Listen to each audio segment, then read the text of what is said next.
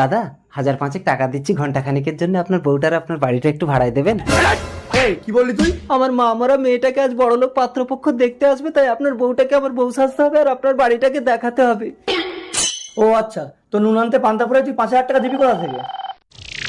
সর্বনাশী দেখ তোমার। ও মাগো, পাত্র চলে এসেছে।